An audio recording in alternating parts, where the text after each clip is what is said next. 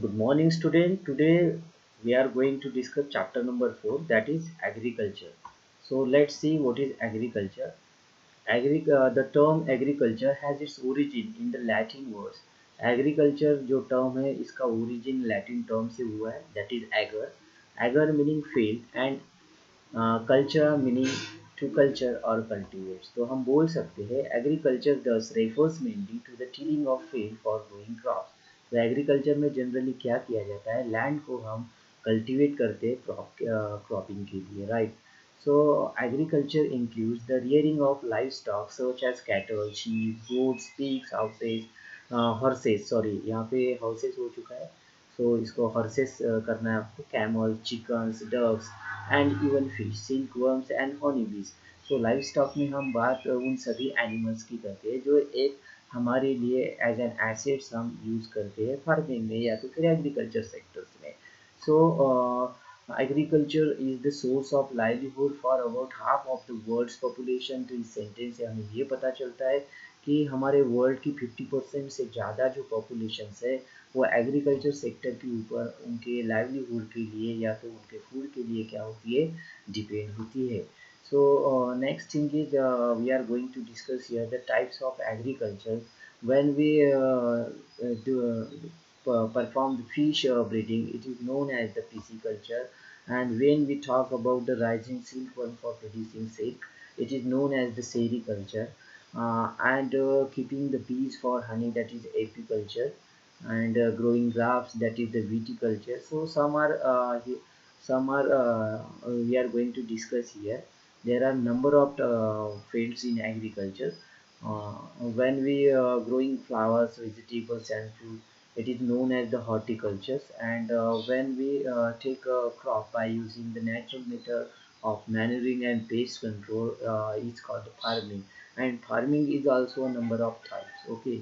So next thing is India and the agrarian country. सो क्या India एक agricultural country है, तो इसका आंसर है yes. More than 50% of land of India is arable land. तो हमारे भारत की टोटल लैंड में से 50% से ज़्यादा जो लैंड है वो एग्रीकल्चर के लायक है, इसको हम एरेबल लैंड बोलते हैं.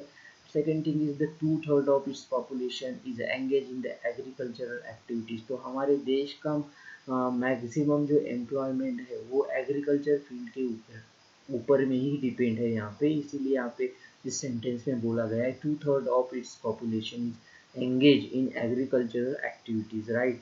और लेकिन यहाँ पे एक चिंता का विषय ये भी है कि हमारे यहाँ पे जो 2/3 ऑफ पॉपुलेशन एग्रीकल्चर में एंगेज होते हुए भी जो देश की कुल इनकम है, जिसको हम जीडीपी बोलते हैं, ग्रॉस डोमेस्टिक प्रोडक्ट, उसमें केवल एग्रीकल्चर का अबाउट 16% ही आपको कंट्रीब्यूशन देखने को मिलता है. तो ये कहीं ना कहीं पे चिंता का विषय है और इसको इसमें ग्रोथ होनी चाहिए.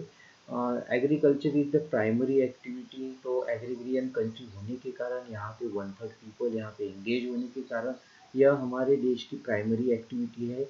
Most of the food get from the agricultural activities. और लोगों को मोस्ट ऑफ द जो फूड मिलता है वो एग्रीकल्चर एक्टिविटीज से ही मिलता है, जो कि हमने प्रीवियस स्लाइड में डिस्कस किया कि इसकी कौन कौन सी कैटेगरीज होती है. उन सभी कैटेगरीज में से जो फूड मिलता है वह लोग क्या करते हैं, कंज्यूम करते हैं. Industrial raw material also produce in the agriculture. So जो इंडस्ट्रीज होती है, तो इंडस्ट्री के लिए जो मैक्सिमम रॉ मटेरियल चाहिए होता है वो एग्रीकल्चर से ही प्रोवाइड किया जाता है. इसका मतलब हम बोल सकते हैं कि हमारे देश में जो इंडस्ट्रीज है वो इंडस्ट्री एग्रीकल्चर बेस्ड भी इंडस्ट्री हमारे यहाँ पे क्या है, इस्टेब्लिश की गई है. बाकी अदर इंडस्ट्री होती है वैसे ही एग्रीकल्चर प्रोड्यूस करने वाली भी क्या होती है, इंडस्ट्री होती है जो एग्रीकल्चर रॉ मटेरियल को यूज़ करती है. तो India is second biggest agriculture country in the world after China. तो पूरी दुनिया में देखा जाए तो हमारा जो इंडिया है वो एग्रीकल्चर में एक बहुत बड़ी कंट्री है और सेकेंड नंबर पे स्टैंड करती है आफ्टर चाइना. तो हम बात करेंगे यहाँ पे जीडीपी कंट्रीब्यूशन की, जो कि 16% है. ये फैक्ट आपको याद रखना है. तो यहाँ पे जैसे मैंने बात की थी कि industrial raw material also produce in the agriculture, तो वो रॉ मटेरियल कौन कौन से होते हैं। जैसे हम बात करेंगे कॉटन बॉल्स की, तो ये कॉटन बॉल जो होते हैं वो हमें कॉटन के प्लांट से मिलते हैं। और कौन से इंडस्ट्री में इसका यूटिलाइजेशन होता है, तो टेक्सटाइल इंडस्ट्री में होता है। जैसे हम जब जूट फाइबर की बात करते हैं तो ये जूट प्लांट से मिलता है, और जूट सैक्स बनाने के काम में आता है उस इंडस्ट्री में। हाँ, क्रॉप्स फ्रूट्स ये सब चीज़ें जो होती है वो फूड प्रोसेसिंग इंडस्ट्री में हम इसको यूज़ करते हैं, जैसे टी लीव्स, कॉफ़ी बीन्स वगैरह। तो इससे हम टी कॉफ़ी इंडस्ट्री में इसको यूज़ किया जाता है, और हमारे यहाँ की कॉफ़ी काफ़ी वर्ल्ड फेमस है, ये भी आपको शायद पता ही होगा। तो हम देखेंगे अभी the causes of changes in the farming. तो हमारे इंडिया में जो फार्मिंग जिस रेट से क्या हो रही है, चेंज हो रही है, उनके अलग अलग डायमेंशन में आपको अलग अलग चेंजेस देखने को मिल रहे हैं। तो उसकी वजह क्या है, तो first thing is the agriculture is an age old economic activity in our country. तो हमारे यहाँ पे एक बहुत एंशियंट इरा से ये फार्मिंग को इकोनॉमिक एक्टिविटी के तौर पे देखा आ रहा है, क्योंकि लाइवलीहुड का और हमारे इनकम सोर्स का ये मेन मेन सोर्स रह चुका है, और आज की भी डेट में 2/3 पीपल्स उसको यूज़ करते हैं। Second thing is the characteristic of physical environment. तो हमारे यहाँ पे जिस तरह का रेनफॉल का पैटर्न है, या टेम्परेचर का पैटर्न है, या तो हमारी जो फिजिकल पैटर्न है, मतलब जिसको रिलीफ बोलेंगे हम, जिसमें माउंटेन रेंज, हिल्स, प्लेट्यूज, या प्लेन, या रिवर वैली, ये सब जो, या तो फिर कोस्टल लाइंस। तो यहाँ पे अलग अलग टाइप के सॉइल के फीचर्स आपको देखने को मिलती है, जिसकी अलग अलग क्वालिटी होती है अलग अलग क्रॉप को प्रोड्यूस करने की। तो ये भी अपने आप में एक बहुत इम्पोर्टेंट फैक्टर है, जिसकी वजह से यहाँ पे आपको बहुत ज़्यादा वेरिएशन देखने को मिलता है फार्मिंग में, स्टेट वाइज या रीजन टू रीजन। इसके अलावा हमने कैसे आज़ादी के बाद में बहुत ज़्यादा टेक्निकल नो एंड हाउ में काफ़ी ज़्यादा डेवलपमेंट की है। तो ये एक कहीं ना कहीं पे एक बड़ा बड़ा कारण है कि हमारे यहाँ पे टेक्नोलॉजी को यूज़ किया जा रहा है, और बाकी जो एग्रो इंडस्ट्रियल जो प्रोड्यूस है, जैसे हम यहाँ पे बायो फर्टिलाइज़र, या तो फिर पेस्टिसाइड, या तो इंसेक्टिसाइड की भी बात करेंगे। इन सभी चीज़ों का यूज करने से हमारे यहाँ पे कहीं ना कहीं पे जो प्रोडक्शन है या यील्ड है उसमें काफ़ी ज़्यादा ग्रोथ हुई है। लेकिन फिर भी इंडिया में पॉपुलेशन बहुत ज़्यादा होने के कारण यहाँ पे इंटेंसिव टाइप की ही फार्मिंग की जाती है, जो कि आगे जाके हम डिस्कस करेंगे। सो सोशियो कल्चर प्रैक्टिसेस, और इसके अलावा एक दूसरा बहुत बड़ा इम्पोर्टेंट पैरामीटर है जिसको हम सोशियो कल्चर प्रैक्टिसेस बोलते हैं। तो इसमें एक्चुअली सभी टाइप के लोग इन्वॉल्व होते हैं, कुछ distinct in nature, spiritual, material, intellectual and emotional feature होती है सोसाइटी की और सोशल ग्रुप की। तो ये अपने अपने विचारधारा को लेके भी कभी कभी फार्मिंग में बिलीव करते हैं। इसीलिए हमारे देश में वेजिटेरियन, नॉन वेजिटेरियन जैसे क्लासेस आपको देखने को मिलते हैं, और उसके अकॉर्डिंग वो जिस रीजन में क्या करते हैं, हैबिटेट करते हैं, उसके अकॉर्डिंग भी कभी कभी क्रॉप को क्या किया जाता है, टारगेट किया जाता है और लिया जाता है। So this is one of the very important parameter is here. And farming varies from the subsistence to the commercial type. और आज के दौर में देखिए ये जो टेक्निकल नो और how and socio culture practices में जो चेंजेस हुए हैं, और जो हम इंडस्ट्रियल इनपुट भी इसके लिए यूज़ कर रहे हैं, कुछ मॉडर्न टेक्निक्स को यूज़ कर रहे हैं, तो उससे काफ़ी ज़्यादा एक सबसिस्टम, जहाँ पे मतलब जब क्रॉप को फार्मर द्वारा अपने डोमेस्टिक यूज़ के लिए जहाँ पे लिया जाता था, तो अभी वो चाहते हैं कि वो मैक्सिमम सरप्लस क्या करे, वहाँ पे प्रोड्यूस करे, और उसको कमर्शियल पर्पज से भी उसको यूज़ करना चाहते हैं to increase their net income, right. तो ये पॉइंट बहुत ही इंपॉर्टेंट है, जिसको याद रखना है। सबसिस्टेंस का मतलब होता है जब कोई फार्मर क्रॉप को प्रोड्यूस करता है उसके डोमेस्टिक नीड को पूरा करने के लिए, वो सिर्फ वो होता है सबसिस्टेंस। और जब कोई फार्मर डोमेस्टिक नीड को पूरा करते हुए मैक्सिमम सरप्लस के लिए क्रॉप को प्रोड्यूस करता है, और उसको मार्केट में सेलिंग पर्पज से उसको क्या करता है, प्रोड्यूस करता है अपने खेतों में, तब उसको हम कमर्शियल टाइप बोलते हैं। So let's say the primitive substance farming. तो यहाँ पे हमें डिस्कस करना ज़रूरी है कि हमारे इंडिया में किस किस टाइप की फार्मिंग को देखा जाता है। तो यहाँ पे सबसे पहले हम प्रिमिटिव सब्सटेंस फार्मिंग को डिस्कस करेंगे। तो प्रिमिटिव का मतलब होता है वेरी बेसिक इफिशियंसी और ओल्ड स्टाइल, और सब्सिस्टेंस का मतलब होता है खुद की ज़रूरतों को पूरा करने के लिए, राइट, द एक्शन और fact of maintaining specially at the minimum level, right. So ये जो प्रिमिटिव सब्सटेंस फार्मिंग है ये ओल्ड टाइप की फार्मिंग मेथड है, जिसमें केवल जो फार्मर होते हैं, जो भी जिस किसी टाइप के फार्मर है, तो वो अपने डोमेस्टिक पर्पस से ही इसको क्या करते करते हैं, फार्म यील्ड को प्रोड्यूस करते हैं, क्रॉप को प्रोड्यूस करते हैं। तो देखेंगे इसमें एक्चुअली हमारे ओल्ड एज में हमारे यहाँ पे ये जो प्रिमिटिव सब्सटेंस फार्मिंग है वो कैसा था। It is practice on small patches of land with the help of primitive tool. तो जगह जगह पे छोटे छोटे लैंड के पीसेस में इसको प्रैक्टिस किया जाता है, और प्रैक्टिस करने के लिए ओल्ड टूल्स को यूज़ किया जाता है कि, और ये बहुत ही मतलब एंशियंट टाइम से ये प्रैक्टिस हमारे देश में या पूरे वर्ल्ड में शुरू है। तो मॉडर्न टेक्निक्स उस समय में न होने के कारण, और आज भी ये जो ट्राइबल लोग हैं वो ऐसे एरिया में रहते हैं जहाँ पे मेन स्ट्रीम से ये कट ऑफ होते हैं, तो इनके पास में कुछ खास मॉडर्न टेक्निक्स न होने के कारण ये जो टूल्स यूज़ करते हैं वो भी काफ़ी ओल्ड होते हैं, इसीलिए यहाँ पे बोला गया है primitive tools, old tools, right. तो इन टूल्स के कुछ नेम्स है जो कि आपको याद रखना है, जैसे हो, डाउ, digging stick and family community labour. देखो लेबर जो यहाँ पे वर्क करते हैं इस टाइप के फार्मिंग में, उसको भी एज ए हम टूल ही बोलेंगे, right. So these are two, ये दोनों जो पॉइंट्स है वो बहुत इंपॉर्टेंट पॉइंट्स है, ये आपको याद रखना है। And the third one is this type of farming depends upon the monsoon and natural fertility of the soil. तो इस टाइप की जो कम्युनिटी होती है जो प्रिमिटिव सब्सटेंशियल फार्मिंग में बिलीव करती है या करती है, तो इनकी जो फार्मिंग होती है वो टोटली डिपेंड होती है मानसून के ऊपर में, मतलब मानसून से जो रेनफॉल होता है उसके ऊपर में, और उसके बाद में नेचुरल फर्टिलिटी जो होती है। तो नेचुरल फर्टिलिटी की जहाँ तक हम बात करते हैं तो सॉइल की बात करेंगे। तो सॉइल की जो नेचुरल फर्टिलिटी है वो जब तक उनका साथ देती है तब तक ही उस पैचेस ऑफ लैंड में क्या किया जाता है, इस टाइप की फार्मिंग की जाती है, ये बात आपको ध्यान में रखना है।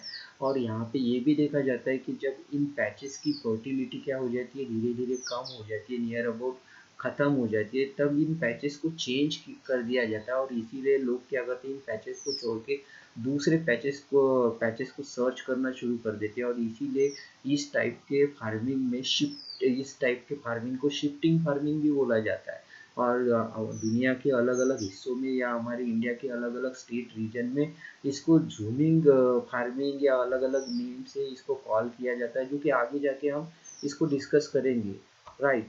सो here is another factor, it is also called the slash and burn agriculture। देखो, तो स्लैश एंड बर्न एग्रीकल्चर इसको क्यों बोलते हैं, तो सबसे पहले हमने शुरुआत में ही प्रिमिटिव सब्सटेंस सब्सिस्टेंस फार्मिंग इसको बोला है। तो प्रिमिटिव का मतलब तो ओल्ड होता है, तो ओल्ड ईरा के लोग जो आज भी मतलब जो मॉडर्न टेक्निक्स को नहीं जानते या मेन स्ट्रीम में नहीं है हमारे, तो वो लोग क्या करते हैं स्लैश एंड बर्न एग्रीकल्चर करते हैं। मतलब जब फॉरेस्ट में या हिली एरिया में जो लैंड होती है छोटी, तो छोटे छोटे हिस्सों में जो नेचुरल वेजिटेशन ट्रीज कवर वगैरह होता है उसको ये लोग काट देते हैं, कट कर देते हैं, और उसको वहीं पे क्या कर देते हैं स्प्रेड कर देते हैं। देन आफ्टर उसको वो जला देते हैं, और जलाने के बाद में जो ऐश बच जाती है तो ऐश के साथ में जो सीड्स होते हैं उसको वो क्या कर देते हैं मिक्स कर देते हैं, और वो उसका फिर उसको वहाँ पे छोड़ देते हैं, और फिर उसके बाद में वहाँ पे क्रॉप लिया जा सकता है, राइट। तो ये बात आपको यहाँ पे याद रखना है कि ये स्लैश एंड बोन एग्रीकल्चर क्या होता है। इसके अलावा सोशियो कल्चरल प्रैक्टिसेस भी एक इम्पॉर्टेंट पॉइंट है इसमें।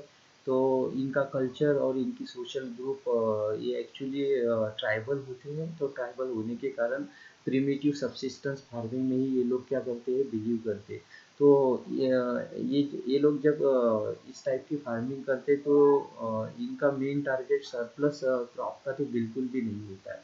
जैसे कि मैंने बताया कि ये क्या करते हैं शिफ्टिंग फार्मिंग में बिलीव करते हैं, और इनकी जो मेथड होती है वो स्लैश एंड बर्न वाली मेथड होती है, जिसमें क्या करते हैं किसी एरिया को क्लियर करके बाद में उसी वेजिटेशन से प्लांट रेसिड्यू से उसको कवर करने के बाद में जलाते, उसके बाद में जो ऐश वो फॉर्म होती है उसमें वो क्या कर देते हैं सीड को छोड़ देते हैं, और बाद में सीड का जर्मिनेशन होता है, और सीड का जर्मिनेशन होने के बाद में क्या होता है, आपको वहाँ पे क्रॉप लेते हुए वो लोग देखते हैं। और इसके लिए मेनली वो प्रिमिटिव टूल्स को यूज़ करते हैं और डिपेंड होते हैं मानसून के ऊपर में और उस सॉइल की फर्टिलिटी। जब वो तो ऐसा वो 2 3 4 5 10 साल तक एक ही जगह पे करते हैं। उसके बाद में जब उसकी फर्टिलिटी ख़त्म हो जाती है तब वो दूसरी जगह की सर्च में वहाँ से शिफ्ट हो जाते हैं, और इसीलिए इसको शिफ्टिंग फार्मिंग भी बोला जाता है। तो ये बात यहाँ पे आपको क्या रखना है, याद रखना है। Second thing is the farming varies from the subsistence to the commercial type. तो यहाँ पे ये जो फार्मिंग है आज के डेट में यहाँ पे भी थोड़े बहुत चेंजेस आपको देखने को मिलते हैं। और ये लोग भी अभी कमर्शियल टाइप में थोड़ा बिलीव करने लग रहे हैं और कुछ मॉडर्न टेक्निक को यूज़ कर रहे हैं। लेकिन देखो ये जो लास्ट वाले 2 पॉइंट्स है, लास्ट वाला जो पॉइंट है farming varies from subsistence to commercial type, तो ये इसके आंसर में नहीं लिखना है आपको। ये मैं अपनी तरफ से बता रहा हूँ कि अभी ये कम्युनिटी भी क्या कर रही है, कुछ सुधार कर रही है। इसके कारण मैंने इस पॉइंट को यहाँ पे क्या किया है, कवर किया है। तो स्लैश एंड बोन एग्रीकल्चर जो अभी अभी मैंने बात की थी इसको थोड़ा देख लेते। In this agriculture farming clear a patch of land produce cereals and other crop to sustain their families. Okay, तो ये लोग क्या करते हैं, अपने फैमिली की जो नीड होती है फूड की, उसको पूरा करने के लिए जब इनको कहीं फॉरेस्ट में या हिल वाले एरिया में जो छोटी छोटी लैंड के पैचेस होते हैं वहाँ पे जो नेचुरल वेजिटेशन होता है उसको क्लियर करके उसको फिर जला देते हैं, और उसके बाद में ऐश में सीड्स को छोड़ देते हैं, और वो प्रॉपर जर्मिनेशन होने के बाद में वहाँ पे क्रॉप कल्टीवेट किया जाता है। तो ये याद रखना है। Second thing is when the soil fertility decreases the farmer shift and clear a fresh patch of land for the cultivation. तो जैसे मैंने बताया आपको कि एक बार यहाँ पे नंबर ऑफ ईयर्स तक 1 2 3 4 10 सालों तक जब ये लोग क्या करते हैं, फार्मिंग एक्टिविटीज़ करते हैं, तो वहाँ पे मतलब हम वो लोग क्या नहीं करते, पेस्टिसाइड फर्टिलाइजर या बाकी न्यूट्रिएंट्स को यूज़ न करने के कारण वहाँ की फर्टिलिटी अपने आप में बाय डिफ़ॉल्ट क्या होने लगती है, ख़त्म होने लगती है, डिक्रीज होने लगती है, और बाद में उनको क्या करना होता है, शिफ्ट करना होता है दूसरे पैचेस की उनको तलाश होती है। This type of shifting allows nature to replenish the fertility of the soil through the natural process. और इसमें खास एक बात को नोटिस किया जाता है कि इस टाइप की जो फार्मिंग होती है तो नेचुरली जो पहला पैच उन लोगों ने छोड़ा होता है और दूसरे पैच में जब वो फार्मिंग करने जाते हैं तो पहला पैच नेचुरली उसकी फर्टिलिटी रिकवर हो जाती है। तो this is another very important point is here, land productivity in this type of agriculture is low. तो यहाँ पे जो लैंड प्रोडक्टिविटी होती है, क्रॉप का जो ईल्ड होता है वो बहुत ही कम होता है, क्योंकि वो फर्टिलाइजर जैसे जो मॉडर्न इनपुट्स है, तो मॉडर्न इनपुट्स को वो लोग यूज़ नहीं करते या तो उनको वो नॉलेज भी नहीं होती है। तो ये बात यहाँ पे याद रखें। It is name by different names in different parts of the country. तो हमारे देश में इसको अलग अलग नेम से अलग अलग पार्ट में क्या किया जाता है, कॉल किया जाता है। जैसे इसको झुगिंग बोला जाता है आसाम, मेघालय, मिजोरम एंड नागालैंड। तो ये हमारे नॉर्थ ईस्ट वाले स्टेट है। इन स्टेट में ये मैक्सिमम ट्राइबल लोग रहते हैं, और ये ट्राइबल लोग जिस टाइप की ये स्लैश एंड बोन एग्रीकल्चर वाली एग्रीकल्चर में बिलीव करते हैं और करते भी ये प्रैक्टिस करते हैं, तो इसको झुमिंग बोलते हैं वहाँ पे। ये याद रखना है। जैसे मणिपुर में इसको कामलाऊ बोलते हैं, या तो फिर बस्तर डिस्ट्रिक्ट जो है छत्तीसगढ़ का, या अंडमान या निकोबार हमारे आइलैंड ग्रुप है, वहाँ के जो लोग ट्राइबल लोग हैं जो स्लैश एंड बोन एग्रीकल्चर करते हैं उसको वहाँ पे दीपा बोला जाता है। तो और भी दुनिया के कुछ अलग अलग कंट्रीज है जहाँ पे इसको अलग अलग नेम से क्या किया जाता है, कॉल किया जाता है। जैसे सेंट्रल अमेरिका हो गया या तो फिर मेक्सिको हो गया, तो यहाँ पे इसको मिल्पा बोलते हैं। हम बात करते हैं यहाँ पे एक कंट्री की, तो इसको यहाँ पे वेनेजुला, तो वेनेजुला में इसको क्या बोलते हैं एक्चुअली, कोनुका बोलते हैं। एंड ब्राज़ील में इसको क्या बोलते हैं, रोका बोलते हैं। और जो सेंट्रल अफ्रीकन कंट्रीज़ है जैसे कि आप मैप पे देख रहे हो, तो यहाँ पे इसको मसोले बोलते हैं या मसूली बोलते हैं।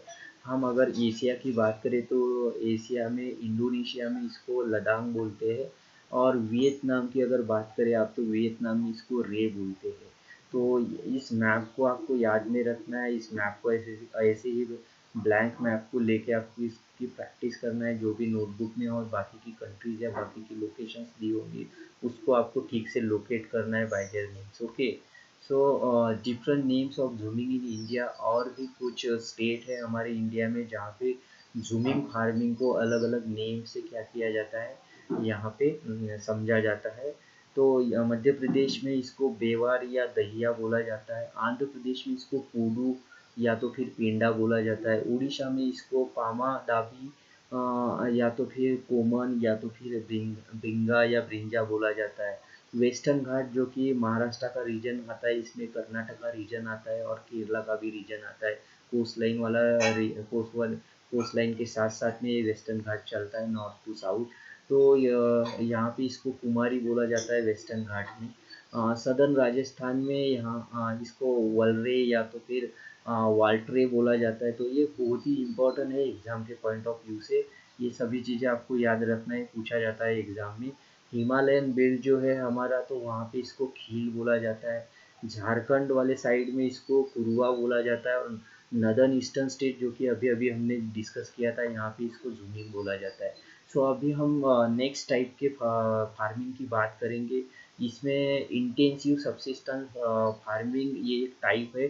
तो मैंने पहले भी आपको इंटेंसिव सबसिस्टेंस का मतलब समझाया है। तो इंटेंसिव का मतलब यहाँ पे क्या होगा, तो concentrated on a single subject that is subsistent supporting oneself. मतलब यहाँ पे जो क्रॉप लिए जाते हैं फार्मर के थ्रू, तो वो उनके डोमेस्टिक नीड्स को पूरा करने के लिए लिया जाता है। और जनरली इंटेंसिव सबसिस्टेंस फार्मिंग जो है इंडिया के बहुत बड़े रीजन में की जाती है। और जिस एरिया में फ्लैट एरिया में जहाँ पे बहुत ज़्यादा पॉपुलेशन हो, उस पॉपुलेशन की नीड को पूरा करने के लिए एक्चुअली सबसिस्टेंट फार्मिंग की जाती है। So that's why we can say here it is practice in areas of high population density। और इसीलिए इस टाइप के पॉपुलेशन इस टाइप के फार्मिंग को करने के लिए इजीली पॉपुलेशन बहुत ज़्यादा होने के कारण लेबर भी बहुत आसानी से मिल जाती है। And that's why we can say here it is labour intensive farming, और इसीलिए लेबर इंटेंसिव फार्मिंग बोला जाता है। तो ये लेबर बाहर के भी हो सकते हैं और घर के भी हो सकते हैं। देखो इसमें ऐसा मैं क्यों बोल रहा हूँ, क्योंकि देखिए जहाँ पे बहुत ज़्यादा पॉपुलेशन हो, तो लेकिन वहाँ पे लैंड अपने आप ग्रो नहीं होती है, लैंड जो है वो वही रहेंगी। तो वहाँ पे होता क्या है, राइट ऑफ इनहेरिटेंस होता है। राइट ऑफ इनहेरिटेंस का मतलब क्या, कि मान लो कि आपके घर में अभी 10 एकर्स ऑफ लैंड है, और आप सभी लोग मिलके 5 लोगों की फैमिली है। तो हर एक के हिस्से में तो 2 एकर्स आएंगे। बाद में अगर मान लो दो दो बच्चे सबको हो गए, तो और ये जो लैंड का है, जो लैंड की जो पार्टीशन है और बढ़ जाएंगे। तो इस तरह से हमारे इंडिया में इस प्रॉब्लम को फेस किया जाता है, जिसको हम राइट ऑफ इनहेरिटेंस बोलते हैं। मतलब जो भी व्यक्ति, मतलब न्यू जनरेशन वाला व्यक्ति जो आएगा फैमिली में, तो ये उसका राइट होता है, ये उसका क्या होता है, राइट होता है कि वो उस लैंड को परचेज करे, राइट। तो जनरली इसके कारण क्या होता है कि इस टाइप के फार्मिंग में बहुत ज़्यादा पेस्टिसाइड केमिकल्स या हाई यील्ड वेराइटी को यूज़ किया जाता है, कोशिश की जाती है कि मैक्सिमम यील्ड उनको क्या, मैक्सिमम यील्ड क्या हो, मैक्सिमम यील्ड मैक्सिमम प्रोडक्शन हो। तो उसके कारण यहाँ पे बहुत ज़्यादा मतलब इरिगेशन बायोकेमिकल्स जैसे इनपुट्स को क्या किया जाता है, यूज़ किया जाता है। और जो पॉपुलेशन डेंसिटी का बर्डन है उस लैंड पे, तो बर्डन का मतलब ये है कि उनकी जो नीड्स है, वो नीड्स बहुत ज़्यादा होती है, उस नीड्स को पूरा करना होता है। तो ये एक चैलेंज होता है उस लैंड का, और इसीलिए यहाँ पे बोला गया है कि उस लैंड के ऊपर में बहुत ज़्यादा बर्डन सा आ जाता है। तो it reduce the size of land and hence uneconomical. तो राइट ऑफ इनहेरिटेंस के कारण मतलब एक फैमिली में जैसे जैसे मेंबर्स की संख्या इंक्रीज होती रहेंगी, वैसे वैसे उसके हिस्से में वो लैंड की साइज भी क्या आएगी, कम आएगी। और आगे जाके अगर कोई फार्मर उसको क्या करता है, कल्टीवेट करता है, तो वो उसको इकोनॉमिकली अफोर्डेबल भी नहीं होता है। मतलब उतना ज़्यादा सरप्लस उसके लैंड में उसको मिलता नहीं है कि वो प्रॉपरली वहाँ पे क्या कर सके, मतलब कल्टीवेशन कर सके या क्रॉप ले सके। सो इस टाइप की फार्मिंग जनरली हमारे नदर्न प्लेन्स में यूपी बिहार वेस्ट बंगाल और भी हमारे देश के बाकी हिस्सों में की जाती है। ये बात आपको यहाँ पे याद रखना है।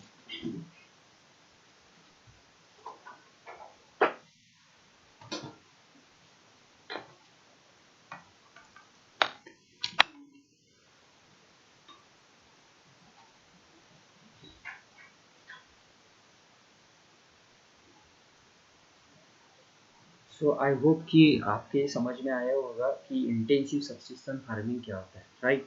So next thing is enormous pressure on the agriculture land. तो देखो intensive farming, intensive subsistence farming की जहाँ तक हम बात करते हैं, तो इसमें क्या होता है, लैंड के ऊपर में ऑब्वियसली प्रेशर आता ही है। जैसे कि मैंने बताया कि जिस एरिया में फ्लैट लैंड हो वहाँ पे ह्यूमन सेटलमेंट बहुत ज़्यादा होता है, ह्यूमन एक्टिविटी, तो पॉपुलेशन रेट भी बहुत ज़्यादा होता है। और इतने बड़े पॉपुलेशन की जो फूड की नीड होती है उसको सेटिस्फाई करने के लिए, पूरा करने के लिए, वहाँ पे जो लैंड है वो लिमिटेड होती है। और उस लिमिटेड लैंड में क्या होता है, इनहेरिटेंस, राइट ऑफ इनहेरिटेंस होने के कारण हर एक के हिस्से में बहुत कम लैंड होती है, राइट। तो उस कम एरिया में, उस कम साइज वाले लैंड में एक्चुअली मैक्सिमम यील्ड को, मैक्सिमम क्रॉप्स को क्या करना होता है, प्रोड्यूस करना होता है। उसके लिए बहुत ज़्यादा इनपुट्स देने होते हैं। और वहाँ पे, और इसीलिए उस लिमिटेड लैंड के ऊपर में इतने बड़े पॉपुलेशन को फीड करने की क्या होती है, रिस्पॉन्सिबिलिटी होती है। तो एक टाइप का वहाँ पे एक प्रेशर बना होता है। तो इसकी वजह देखेंगे हम, right of inheritance causes to the uneconomical farming. तो ये इसका पहला कारण है जो कि मैंने अभी अभी डिस्कस किया है। Second is it reduce the shape and size of land. तो अगर फैमिली मेम्बर की जो फैमिली मेम्बर की जो नंबर है वो ऐसे ही इंक्रीज होती रही, और उनके पास में एक लिमिटेड लैंड होने के कारण उस लिमिटेड लैंड के क्या अलग अलग टुकड़े हो जाते हैं, हर किसी का एक हिस्सा चला जाता है। तो इससे क्या होता है, जहाँ पे भी आप पहले क्रॉप लेते थे तो वो अभी डिवाइड हो जाता है अलग अलग हिस्सों में। और उसकी वजह से जो क्रॉप प्रोड्यूस होता है वो भी बहुत कम मिलता है। The farmers continue to take the maximum output from the limited land in the absence of alternative source of the livelihood. देखो, तो इन लोगों को दूसरे लाइवलीहुड जो ऑप्शंस होते हैं या अल्टरनेटिव्स होते हैं वो न होने के कारण उसी लैंड के ऊपर में उनको क्या करना होता है, फार्मिंग प्रैक्टिस शुरू रखना होता है। और उसके कारण वहाँ पे जो उनके मन में एक ग्रीड होती है और इंटेंशन होती है उनकी कि यहाँ पे मैक्सिमम आउटपुट मिले। तो इसको एक एग्जांपल से समझेंगे आप। मान लो कि आपके पास में 5 एकर्स ऑफ लैंड है, और मान लो कि आप कहीं पे टीचर हो या कहीं पे आप बिजनेसमैन हो या कहीं पे आप कोई दूसरी एक्टिविटी करते हो जिससे आपको इनकम मिलती हो। तो आपके पास में जो लैंड है उसके ऊपर में तो कोई प्रेशर नहीं है, लेकिन आपके आजू बाजू में जो लोग रहते हैं उनके पास में मान लो 5 एकड़ 2 एकर्स लैंड है, और 2 लोग, 4 लोग, 5 लोग, 10 लोगों की अगर फैमिली है उसके ऊपर में डिपेंड, तो कहीं ना कहीं पे सभी लोग, और वो उनमें से कोई भी व्यक्ति बाहर में कुछ काम ना करता हो, दूसरे एक्टिविटीज ना करता हो जहाँ से उनको इनकम मिले, वो टोटली उसी लैंड के ऊपर में डिपेंड हो। तो इससे हमारे समझ में आता है कि उस लैंड के ऊपर में कितने सारे लोगों का प्रेशर है। तो एज एन एवरेज हम हमारे पूरे देश की अगर बात करें तो यहाँ पे 55% ऑफ आवर टोटल पॉपुलेशन वो एग्रीकल्चर सेक्टर के ऊपर में लोग डिपेंड होने के कारण इतने ज़्यादा इतने बड़े पॉपुलेशन की नीड को पूरा करने की जो रिस्पॉन्सिबिलिटी है, तो अभी ये तो हमारे लिमिटेड लैंड के ऊपर भी आ जाती है, राइट। तो ये कॉन्सेप्ट होता है enormous pressure on the agriculture land. So हम बात करेंगे इसमें कि कमर्शियल फार्मिंग क्या होती है। तो कमर्शियल फार्मिंग में जनरली क्या होता है कि जहाँ पे बड़े बड़े प्लॉट्स होते हैं, फार्म लैंड होती है, तो वहाँ पे ये कमर्शियल फार्मिंग की जाती है। और जनरली कमर्शियल फार्मिंग में वो सब लोग इन्वॉल्व होते हैं जिनको अदर इनकम सोर्सेस होते हैं। तो वो जनरली क्या करते हैं, उनके पास में जो लैंड होती है उसको as an commercial farming use करते हैं। तो यहाँ पे जो भी क्रॉप्स लिए जाते हैं फार्मर के थ्रू वो कमर्शियल क्रॉप होते हैं, मतलब सेलिंग पर्पज से इस क्रॉप को लिया जाता है। तो सेलिंग, जैसे कॉटन है, तो कॉटन एक कमर्शियल क्रॉप है क्योंकि उसको सेल किया जाता है डायरेक्ट, उसको मतलब कंज्यूम नहीं किया जाता है। सो यूज ऑफ द, और इस कमर्शियल क्रॉप से क्या होता है, जब आप सेलिंग करते हो तो आपको इनकम आती है, तो ये इनकम मैक्सिमम आनी चाहिए। इसका मतलब कमर्शियल क्रॉप का प्रोडक्शन मैक्सिमम होना चाहिए, यील्ड मैक्सिमम होना चाहिए। तो इसके लिए कमर्शियल फार्मिंग में हाई यील्ड वेराइटीज के सीड्स को यूज़ किया जाता है, केमिकल फर्टिलाइजर, इंसेक्टिसाइड, पेस्टिसाइड, ये सब चीज़ें यूज़ करके इसकी जो प्रोडक्टिविटी होती है वो हायर रखने की कोशिश की जाती है। The degree of the commercialisation varies from one region to another. तो हमारे देश में ये जो इसकी मतलब इसका जो प्रपोर्शन है कमर्शियल फार्मिंग का वो स्टेट टू स्टेट आपको अलग अलग देखने को मिलता है। जैसे पंजाब हो गया, हरियाणा हो गया, या वेस्ट बंगाल हो गया, तमिलनाडु या कर्नाटक, यहाँ पे आपको बहुत ज़्यादा मतलब लार्ज सेक्टर्स पे कमर्शियल फार्मिंग देखने को मिलती है as compare to the other region of our country. And next thing is इसके एग्जांपल की अगर बात करते हैं हम, तो rice is a commercial crop in Punjab Haryana. देखो जो Punjab Haryana needs own area के लिए मतलब बहुत फेमस है, जहाँ पे वीट लिया जाता है मेनली। तो यहाँ पे भी आज की डेट में आपको देखने को मिलेगा कि राइस जैसे कमर्शियल क्रॉप को लिया जाता है यहाँ पे, क्योंकि ये हमारे जो डेली नीड में आने वाली चीज़ है राइस, और वो पूरे वर्ल्ड में इसको कंज्यूम किया जाता है। तो मैक्सिमम इसको मार्केट में सेल करने के पर्पज से पंजाब हरियाणा में अभी इसकी फार्मिंग की जाती है। लेकिन इसी प्राइस को अगर देखा जाए तो उड़ीसा में इसको सब्सिस्टेंस क्रॉप बोला जाता है। मतलब उड़ीसा के जो लोग हैं तो वो काफ़ी पुअर है, और वो मेनली अपने फैमिली को फीड करने के लिए इस क्या करते हैं, इस क्रॉप को लेते हैं। तो इससे ये भी पता चलता है सब्सिस्टेंस वर्ड आने के कारण कि हो सकता है कि वहाँ पे जो लोग हैं उनके पोजेशन में जो लैंड है वो बहुत ही small in shape and size होंगी। तो ये पता चलता है। तो ये अपने आप में जहाँ जहाँ पे ये सब्सिस्टेंस वर्ड आ जाता है तो उसकी प्रॉपर्टीज आपको ध्यान में रखना है। ओके, सो हम बात करेंगे आगे जाके प्लांटेशन फार्मिंग की। ओके, तो प्लांटेशन फार्मिंग क्या होता है? और single crop is grown on a large area. Land के बहुत बड़े हिस्से पे जब एक ही क्रॉप को एक ही समय में क्या किया जाता है, ग्रो किया जाता है। तो ऐसे फार्मिंग को हम यहाँ पे प्लांटेशन फार्मिंग बोलते हैं। जैसे बनाना, अगर बहुत बड़े एरिया में आपने बनाना के क्रॉप को ले रहे हो, या शुगर केन ले रहे हो आप, या टी या कॉफ़ी ले रहे हो, या रबर ले रहे हो, तो ये सब प्लांटेशन फार्मिंग के ही एग्जाम्पल है। Labor is employed to work in a large tract of lands using the capital intensive device।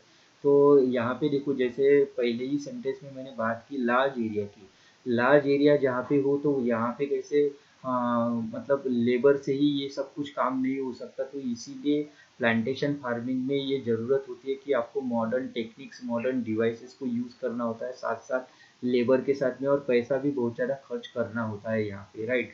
सो तभी जाके एक प्रॉपर यील्ड मिलता है। All the produce is use as a raw material in the respective industry. और plantation farming से जो भी raw material मिलता है उसको रिस्पेक्टिव इंडस्ट्रीज में क्या किया जाता है, यूज़ किया जाता है फर्दर प्रोसेसिंग के लिए। जैसे कि हम बात कर सकते हैं, जो हमारे यहाँ पे टी गार्डन्स हैं आसाम या नॉर्थ बंगाल में पाए जाते हैं। तो इसको इंडस्ट्री में टी को प्रोड्यूस करने के लिए यूज़ किया जाता है। जैसे कर्नाटका में कॉफ़ी के प्लांटेशन देखने को मिलते हैं, बड़े बड़े प्लॉट देखने को मिलते हैं। तो इसको कॉफ़ी के इंडस्ट्री में, तो मतलब जहाँ पे कॉफ़ी प्रोड्यूस की जाती है। तो और देखो ये कि जो कॉफ़ी के बारे में मैं बता दूँ आपको कि पूरे वर्ल्ड में इंडिया की जो कॉफ़ी है वो उसकी क्वालिटी के लिए बहुत ज़्यादा फेमस है। आगे जाके नेक्स्ट पार्ट में इसके ऊपर में मैं अलग से एक पूरी स्लाइड में आपको बताऊंगा। लेकिन फिलहाल इतना ध्यान रखना है आपको, जैसे शुगर केन बनाना की भी मैंने बात की थी। तो this all crops in comes under the plantation farming, ये याद रखना है आपको यहाँ पे। अभी हम बात करेंगे कि वो कौन सा फैक्टर्स है जो जिसकी मदद से प्लांटेशन फार्मिंग को मतलब मोर ज़्यादा डेवलप किया जा सकता है, या डेवलपमेंट प्रोसेस, प्लांटेशन फार्मिंग के डेवलपमेंट प्रोसेस के लिए वो फैक्टर इंपॉर्टेंट होते हैं। तो यहाँ पे याद रखना है। तो पहली बात तो ये कि a well develop network of transport and communication connecting the plantation area. जहाँ पे भी ये प्लांटेशन एरिया है, जैसे हमारे आसाम, नॉर्थ बंगाल, कर्नाटका, इन एरिया में प्लांटेशन फार्मिंग देखी जाती है, इसके एरियाज देखे जाते हैं। तो वहाँ पे वेल डेवलप नेटवर्क होना चाहिए, ट्रांसपोर्ट सिस्टम होना चाहिए, कम्युनिकेशन सिस्टम होना चाहिए। अगर वहाँ तक मतलब हम वहाँ तक ट्रांसपोर्ट सिस्टम ना हो या कम्युनिकेशन सिस्टम ना हो तो उसको हम मार्केट तक कैसे लेके जाएंगे? और दूसरी चीज़, मार्केट होना चाहिए, तभी तो लोग क्या कर पाएंगे, प्लांटेशन जो फार्मिंग है उसमें मतलब इंटरेस्ट दिखाएंगे। क्योंकि अगर मार्केट ना हो और प्रॉपर रोड ना हो, कम्युनिकेशन सिस्टम ना हो, तो प्लांटेशन फार्मिंग को हम प्रमोट नहीं कर सकते। और तीसरी चीज़ ये है यहाँ पे कि प्रोसेसिंग इंडस्ट्रीज होनी चाहिए, मतलब उसको परचेस करने वाले भी लोग होने चाहिए, राइट। तो प्रोसेसिंग इंडस्ट्री अगर हमारे देश में बहुत अच्छी तरह से डेवलप हो जाती है, मार्केट, बहुत बड़े बड़े मार्केट अगर अवेलेबल हो जाते हैं, ट्रांसपोर्ट, कम्युनिकेशन, कनेक्टिंग सिस्टम अगर हो जाती है, तो प्लांटेशन फार्मिंग को बहुत ज़्यादा स्कोप है।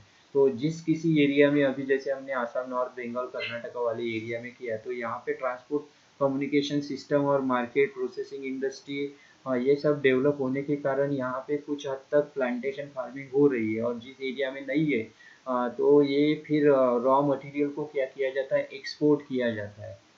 तो ये भी बात आपको यहाँ पे याद रखना है। तो हमें क्या करना चाहिए, रॉ मटेरियल के एक्सपोर्ट को रोकना चाहिए और यहीं पे फिनिश गुड करके मार्केट में उसको उतारना चाहिए और पूरे दुनिया को बेचना चाहिए, ताकि हमारी जीडीपी क्या हो, ग्रो करे, या और हमारे एग्रीकल्चर का जो कंट्रीब्यूशन है वो भी क्या होगा इसमें, मतलब इंक्रीज होगा। तो हम जनरली प्लांटेशन में एक एग्जाम्पल को यहाँ पे डिस्कस करेंगे जो कि काफ़ी इम्पोर्टेंट है एग्जाम के पॉइंट ऑफ व्यू से, rubber plantation in India. Okay, so rubber is an equatorial crop but is also grown in the tropical and सब tropical area.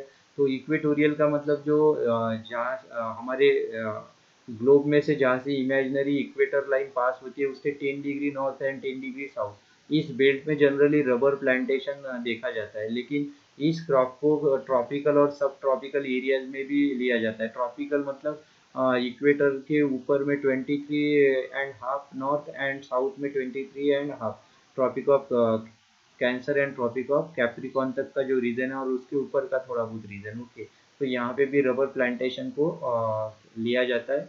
Second thing is it requires the moist and humid climate. देखो, जहाँ पे equatorial की बात की है या tropical region की बात की है, तो इस रबर प्लांटेशन के लिए जो एटमॉस्फेरिक कंडीशन है, तो वेदर कैसा चाहिए, मॉइस्ट एंड ह्यूमिड चाहिए। रेनफॉल कैसा चाहिए, तो रेनफॉल 250 सेंटीमीटर तक, मतलब बहुत ज़्यादा चाहिए। टेम्परेचर कितना चाहिए, अबव 25 डिग्री सेल्सियस। तो ये सब हमारी इंडिया में देखा जाता है। इंडिया में 250 सेंटीमीटर रेनफॉल आपको देखने को मिलता ही है, और 25 डिग्री अबव सेल्सियस टेम्परेचर भी देखने को मिलता है। सो यहाँ पे फेवरेबल कंडीशन होने के कारण हमारे यहाँ पे रबर प्लांटेशन किया जाता है। जनरली ये रबर प्लांटेशन श्रीलंका में बहुत ज़्यादा किया जाता है, ये भी बात याद रखना है आपको, क्योंकि श्रीलंका कैसे इक्वेटर के पास में ही है, राइट, सदर्न पार्ट में है वो, हमारे इंडिया के सदर। It is grown in Kerala, Tamil Nadu, Karnataka, Andaman and Nicobar island, Garo hills of Meghalaya. देखो, तो ये जो सभी एरियाज है यहाँ पे ये टेम्परेचर भी देखने को मिलता है, और इससे ज़्यादा या आपको रेनफॉल भी देखने को मिलता है। और जहाँ तक हम अंडमान एंड निकोबार आइलैंड की बात करें, तो ये 4 डिग्री 4 मिनट लैटिट्यूड पे है। तो ये इक्वेटर के काफ़ी पास होने के कारण यहाँ पे बहुत ज़्यादा स्कोप है रबर प्लांटेशन का, राइट। इसके अलावा India ranks fifth among the world's largest natural rubber producer.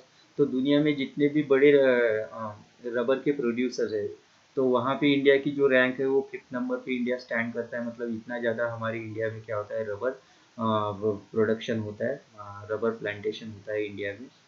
सो हम समझेंगे अभी कि क्रॉपिंग पैटर्न क्या होता है। अगर हमने देखा कि हमारे इंडिया में प्रिमिटिव सब्सिस्टेंस फार्मिंग होती है, उसके बाद में इंटेंसिव सब्सिस्टेंस फार्मिंग देखा हमने, उसके बाद में हमने कमर्शियल फार्मिंग देखा हमने, उसके बाद में हमने प्लांटेशन फार्मिंग देखा। तो अभी इन सभी टाइप के जो फार्मिंग को हमने स्टडी किया यहाँ पे, तो उसमें जो क्रॉप लिए जाते हैं तो उसका पैटर्न जो होता है, तो उसका पैटर्न क्या है, तो actually agriculture practices and cropping pattern in the country is determined by the physical diversities and the plurality of cultures in India. जैसे मैंने at the beginning of this chapter ये पॉइंट आपको समझाया है कि हमारे इंडिया में जो भी एग्रीकल्चर की प्रैक्टिस की जाती है अलग अलग पार्ट में, और जो भी क्रॉप अलग अलग रीजन में अलग अलग देखने को मिलते हैं, तो इसके लिए एक ही चीज़ रिस्पॉन्सिबल है कि हमारे इंडिया की जो फिजिकल डाइवर्सिटी है, राइट, जो लैंड फॉर्म्स है, और दूसरी बात तो लोगों का कल्चर। तो इन दोनों फैक्टर के कारण आपको अलग अलग पैटर्न आपको देखने को मिलता है, अलग अलग लोग अलग अलग एग्रीकल्चर की प्रैक्टिस करते हैं। सेकेंड थिंग, हम बोलेंगे कि various types of foods and fibre crops, vegetables, fruits, species and condiments are taken. तो ये जब एग्रीकल्चर प्रैक्टिस करते हैं तो यहाँ पे बहुत ज़्यादा वेराइटी देखने को मिलती है फूड में आपको, और फाइबर क्रॉप्स भी देखने को मिलते हैं, वेजिटेबल्स, फ्रूट्स, बहुत सारी अलग अलग सीरियल्स की वगैरह, स्पाइसेस की वगैरह स्पीसीज देखने को मिलती है। तो इसके आधार पे इंडिया में क्या क्या देखा जाता है, इसकी प्रॉपर स्टडी करने के लिए इसको 3 क्रॉपिंग सीजन में डिवाइड किया गया है। तो वो कौन कौन से, तो रबी क्रॉप सीजन आता है ये। तो देखो यहाँ पे भाई सीजन वर्ड लगा रहा हूँ, तो ये बिल्कुल सही है, नो प्रॉब्लम एट ऑल। कुछ लोगों को लग रहा होगा कि सीजन नहीं बोलते, लेकिन जिस सीज़न में हम रबी क्रॉप लेंगे उसको रबी क्रॉप सीज़न बोलते हैं, जिस सीज़न में हम खरीफ क्रॉप लेंगे उसको खरीफ क्रॉप सीज़न बोलते हैं, और जो सीज़न रबी और खरीफ क्रॉप के बीच वाला होता है, जिस सीज़न में हम जिस टाइप के क्या लेते हैं, कुछ क्रॉप्स लेते हैं, उसको जेद क्रॉपिंग सीजन बोला जाता है। So let's discuss one by one. Rabi season क्या होता है? The crop sown in the winter and harvested in summer. तो विंटर के मंथ में जिस क्रॉप को क्या किया जाता है, सोन किया जाता है, कल्टीवेट किया जाता है, और उसको समर के बिगिनिंग में या समर में क्या किया जाता है, उसको हार्वेस्ट कर दिया जाता है। तो ऐसे सभी क्रॉप्स को हम rabi crops rabi season crop बोलते हैं। ये बात याद रखना है। Some of the important rabi crops are, जिसमें वीट आता है, barley, peach, grams and mustard. ये सब चीज एग्जाम्पल्स याद रखना है। 1 मार्क के लिए पूछा जाता है आपको 101% एग्जाम में। इन तीनों में से तीनों के ऊपर में से किसी ना किसी एक के ऊपर में क्या आएगा, क्वेश्चन आएगा। सो इसको बहुत ही अच्छी तरह से करके रखना है। तो जनरली रबी क्रॉप इंडिया के कौन कौन से पार्ट के लिया जाता है? Punjab, Haryana, Himachal Pradesh, Jammu and Kashmir, Uttarakhand and UP, ये स्टेट है, यहाँ पे रबी क्रॉप्स लिए जाते हैं। Second thing is kharif crop. तो crops grown with the onset of monsoon. तो मानसून के शुरुआत में इस क्रॉप को क्या किया जाता है, ग्रोन किया जाता है, और इसको हार्वेस्ट किया जाता है एक तो सितंबर मंथ में या तो फिर अक्टूबर मंथ में।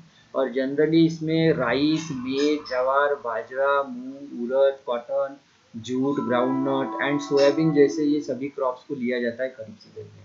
तो उदाहरण बिल्कुल याद रखना है, रीजन याद रखना है, और इसका समय भी याद रखना है, time.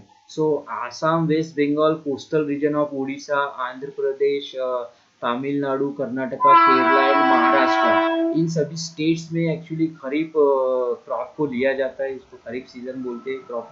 And the third one is the जेठ सीजन। तो ये काफ़ी इम्पोर्टेंट है, इसको अलग से बढ़िया याद रखिए आपको।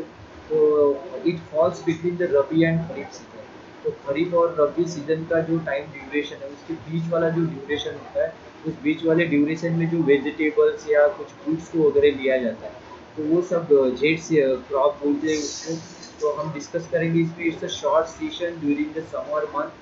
तो समर मंथ में एक शॉर्ट ड्यूरेशन मिलता है ये सब चीज़ें करने के लिए। और देखो, समर काफ़ी ड्राई होता है, तो ड्राई वाले सीजन में अगर आप कोई क्रॉप लेना चाहो, तो बहुत ज़्यादा एडवर्स कंडीशन होने के कारण देखो, जहाँ पे इरिगेशन फैसिलिटी अवेलेबल हो, वहीं पे ये सब कुछ पॉसिबल होता है। तो एक अलग से ये पॉइंट भी याद रखिए। आप अपने मन से भी कुछ लिख सकते हो इसमें। So watermelon, muskmelon, cucumber, vegetables and fodder crops. Fodder crop that is हम कैटल्स के लिए वगैरह जो फोडर यूज करते हैं, उसको फोडर क्रॉप्स बोलेंगे। सो ये सब चीज़ें झेद क्रॉप बोलते हैं, ये झेद क्रॉप के एग्जाम्पल्स है। और मैंने जैसे कि बताया आपको कि इसके लिए क्या इरिगेटेड एरिया होना आवश्यक है, मतलब इरिगेशन की फैसिलिटी, अदरवाइज ये पॉसिबल नहीं होता है। So let's see the homework on this topic. So homework आपको इसका स्नैपशॉट ले लेना है। I will not read. These are the very important questions on this topic. You have to take the snip, solve these questions, go through the reading of this chapter. ये जो भी topic हमने देखे उसको एक बार रीड करना है, and then after you have to solve this question and send me on the group, right?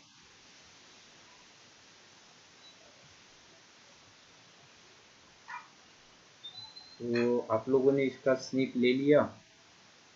So thanks for watching this video. See you in the next video.